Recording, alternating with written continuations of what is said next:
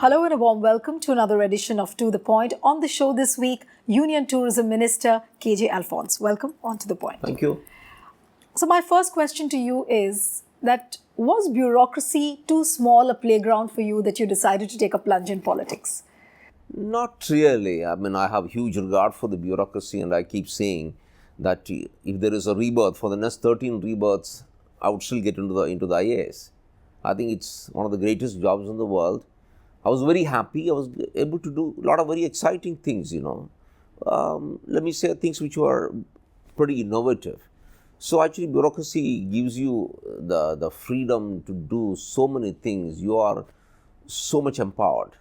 There was a feeling, like many experts had started writing when the bureaucrats had been inducted in the Modi cabinet.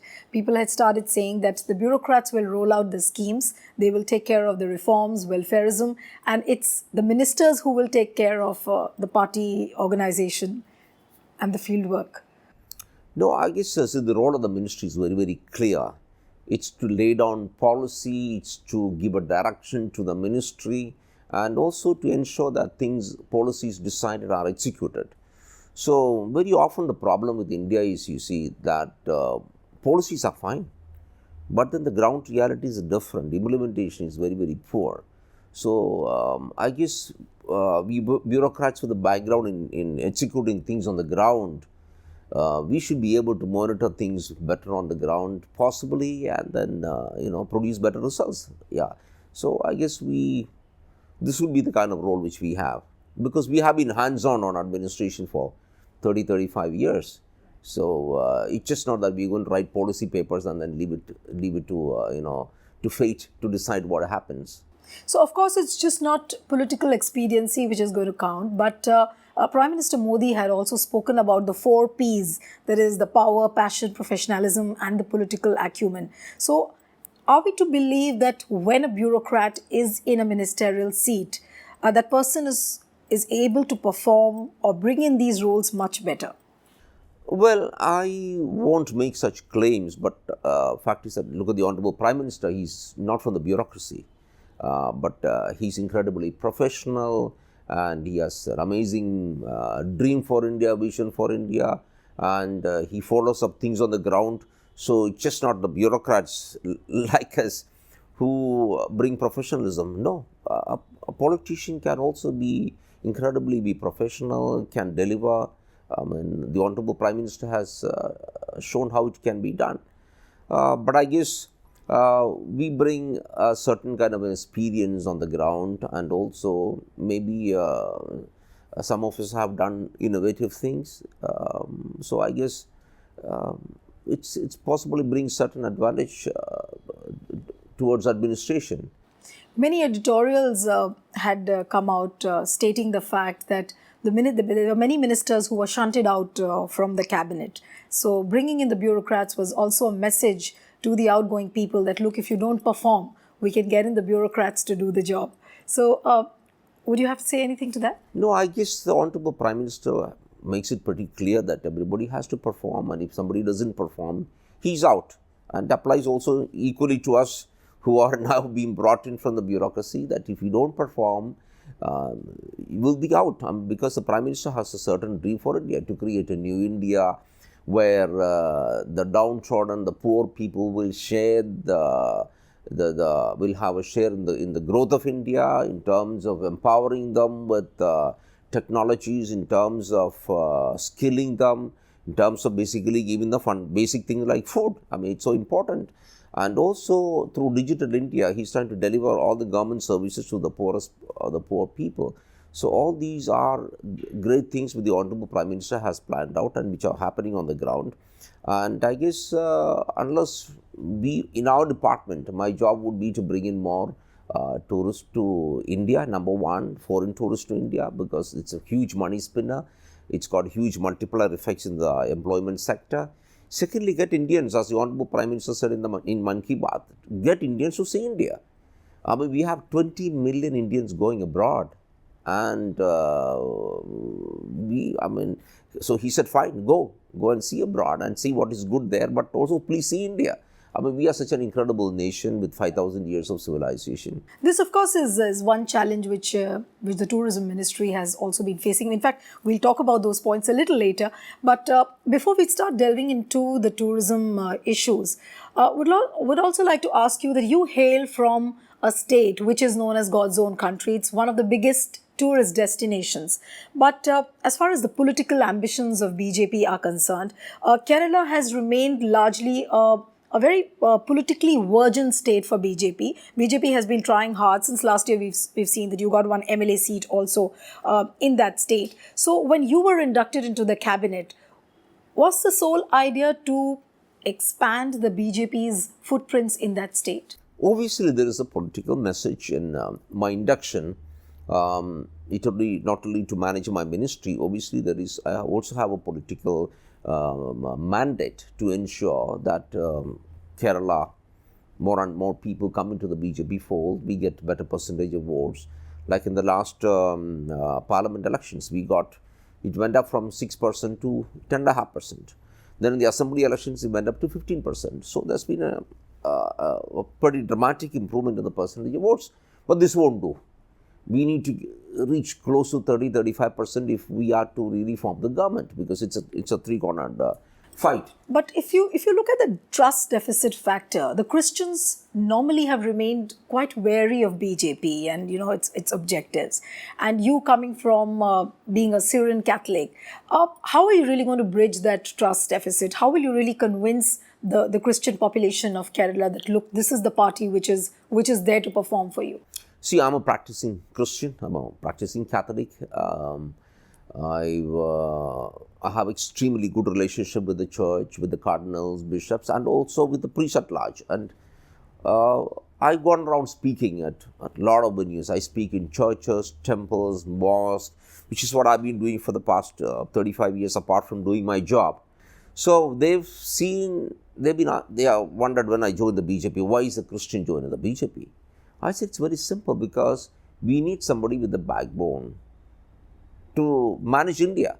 And this was a time when India was directionless, spineless, completely immersed in corruption. And I saw this man, Narendra Modi ji, ruling Gujarat with such determination and was producing results. And he was somebody who was acceptable to everybody. He was extremely good to the Christians in Gujarat. And so I said, well, we need somebody like him to lead the country. That's why I quit my membership in the assembly. I was supporting the left and joined the BJP. Now, so what made you shift your loyalties from the left to the BJP? Because in 2006, I believe, you were a hardcore CPM person. And then you shifted your loyalty to BJP in 2011, I suppose? No, I was not a hardcore CPM person, no. I was an independent, supported by the left. By the left, right. So I'm not a hardcore CPM man at all. No. See, my intention was very simple. I said, my interests are, even when I was in the IAS, when I entered the gates of Masuri Academy, I said, I'm here for the now ordinary citizen. I'm going to be his voice. So I've broken rules left, right and center to deliver justice to the poor people. So when I saw Narendra Modi ji delivering things in Gujarat, and I said, well, we need somebody like him with a backbone to lead India. So I quit and joined the party. And ever since, after becoming Prime Minister, he's made it very clear in the Parliament. He also came to Vigyan Bhavan for a Catholic function, and he said, believe in whatever you want to believe, and I will protect you, and I'm with you. Now, which other Prime Minister had the courage to say this kind of things? I think it was amazing courage. And before the BJP came to power in 2014, there was so much of social media and also in the open media saying, if the BJP comes to power, churches will be demolished, Christians will be beaten up, will be burned up. There's not been one incident of a church being attacked, forget about demolition, church being attacked, or a Christian being attacked in this country of 1.3 billion people. And so he's proved that he's sabke saath hai, sabke vikas hai. I think he's actually proved it in action. Because for India, this kind of sloganeering has been there for past 50 years. Garibi hatao, every time you fail, you come up with a new slogan. But here is a Prime Minister who walks the talk. He's delivered. So, but what about the number of cases which are spiking up as far as the political violence is concerned, specifically talking about Kannur? As a tourism minister, are you really worried that it impacts the image of the state? Oh, it does. I mean, this kind of political violence which the Marxist Party has unleashed on the BJP workers, it's created a very bad image, because you see, Kerala is known as God's own country. Anywhere where Keralites are, they are known to be extremely decent people, civilized people, very non-violent, people who are extremely responsible, who do their job, who are extremely honest people. So this creates a very bad image for Kerala. So obviously it affects the tourism, my sector, the tourism sector. So I want to, I've been telling the Marxist Chief Minister, I'm a team over breakfast, he had invited me for breakfast here. And I said, let's work together. We don't need to kill each other. I mean, there is space for everybody. And, but unfortunately the problem is that some of these Marxist elements don't believe that there can be a political space for the BJP, and especially in northern Kerala. You meeting Pinarayi Vijayan, the Kerala Chief Minister, of course, you've reached out to him that, look, let's live peacefully. But on the ground, when you go, the situation, when it comes to the party cadres, the way they are conducting themselves, the situation is totally different. They play the victim cards, whether it is... You've seen the Jan Raksha Yatra versus the road shows which have been conducted by the CPM. So there's some kind of a victim card playing kind of a process which is on by both sides. And knowing the fact that Kerala's people are generally a peace-loving society, can you really canvass this kind of a support amongst the people? No, I guess it will happen, because the message to Kerala has been very, very clear, because the Honorable Chief Minister had invited me for breakfast and at the Kerala House, and he was extremely happy that I'm made a minister. And see, this message certainly is a very symbolic. It's a very symbolic meeting, which tells the cadres, look here, we can work together. Whatever your political, ideological differences are, I mean, it's a federal system in which the central government and the state government works together for achievement of an objective, and this is what the Honorable Prime Minister believes in at heart. And he's trying to project, and look at the kind of money which he's transferred to the states. From 32%, the central devolution of funds has gone up to 42%. So it's incredible amount of money which is transferred to the states. Similar way, he believes that yes, we can all work together to the objective of giving a better deal to the citizen. But do you feel that political violence in Kerala is also some kind of a symptom of a political intolerance? Because the Kerala society, if you look at it politically, they have just been used to a particular binary. That is, it's either left or it's either Congress. And of course, there is a certain kind of intolerance that they cannot digest the fact that a third entrant, and that to an outsider party like BJP, is trying to make their presence felt. So will you also say that it's some kind of a political intolerance also? Oh, there is political intolerance. I mean, there has been. I mean, that is the reason why we had the murder politics of Kerala happening. That you cannot believe in the BJP because it is not seen as in tone in line with our kind of thinking. So I think this huge political vacuum in Kerala, the Congress is seen to be completely corrupt. I mean, yesterday, of course, the Kerala Chief Minister had said they are going to register criminal cases against the former Chief Minister, a lot of ministers, their MLAs in the Congress party, because there was this huge sexual harassment case filed by a person. So, and the Congress is seen to be completely corrupt. And on the other hand, you have a very intolerant Marxist party. So there's a huge space for development politics. I mean, this is what we focus on. The Prime Minister's agenda is very simple: development. I mean, we are kind of painted in your media as being right of the center. But look at what the Prime Minister has done. I think every scheme here has been designed to help the poor people. If you take the 30 crore bank accounts which have been, Jan-Dhan accounts which have been opened, and 232 crore direct benefits have been passed on through these accounts, Jan-Dhan accounts to the people. It's incredible. 3.5 crore people being given LPG connections and electricity connection to every village. Now, not only that, we are going to give free connection to every person, every poor person, BPO below poverty line, free. Now, we have such incredible things happening. Housing for everybody by 2022. And look at infrastructure. Construction of road was about, national highway was about 4 kilometers per day. Now it's gone up to something like close to 26 to 30 kilometers per day. Everything is designed for the poor and for the citizen at large. So we are actually left of center, if you ask me. But if I were to ask you that what is actually the section of the population which BJP is looking at, because historically what we have seen is that the Muslims have really been by the side of the left. So now with BJP becoming the third alternative, and now with you as a central minister who's going to bat heavily for the central government in Kerala, are you looking at the Christian and the Hindus specifically, and that is going to be the major population which politically you will bank on? See, I can't say. I mean, every people believing in every religion should support us, because what is the Honorable Prime Minister talking about? Let's get down to the actual facts. He's talking about a dignified life for the downtrodden. I mean, we have 30% of people going to bed without one full meal a day.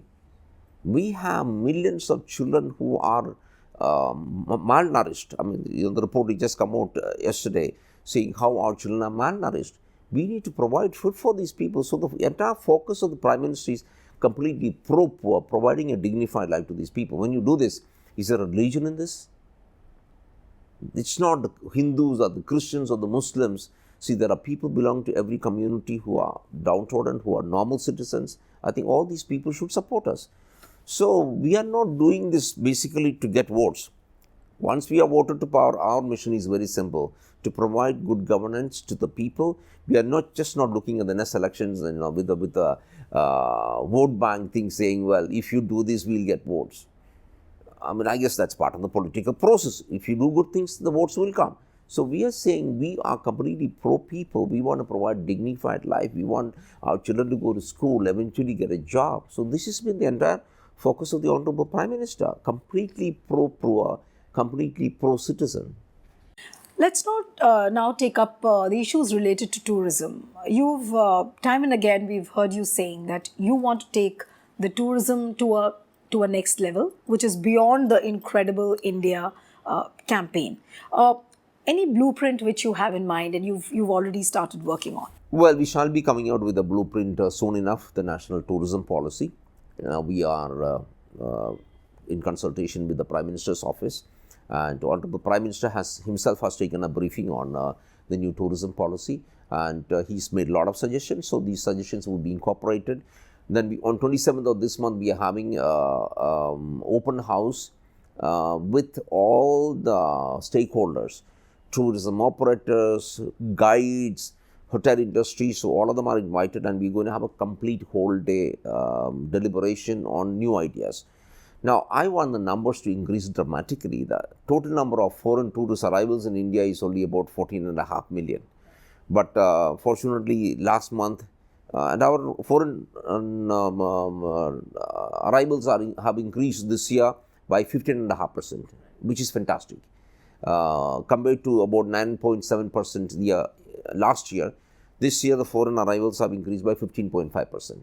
And in September, I think I won't stake claim to these numbers.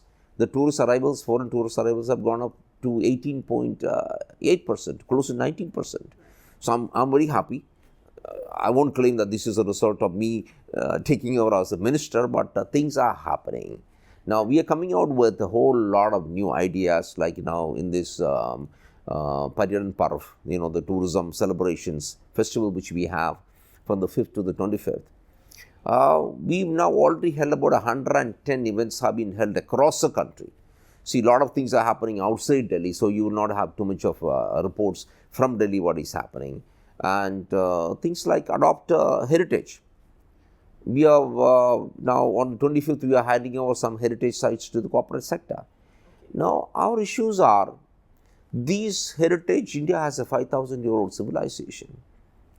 These heritage sites must really become, the core, the center of our tourism planning, along with the whole lot of other things like adventure tourism. I mean, if you look at the entire Himalayan belt, Himachal Pradesh, Arunachal Pradesh, Uttarakhand, UP, the entire Northeast, which is completely virgin territory for tourism, you have immense potential for adventure tourism. Tourism actually was never taken very seriously. Like pre-1990s period, tourism actually was never a priority. It was only post-90s that it became a priority. We had campaigns like Incredible India, then you had Atiti Devo Bhava. But when you look at the way these campaigns were implemented on the ground, they actually remained as trite slogans, mainly on paper.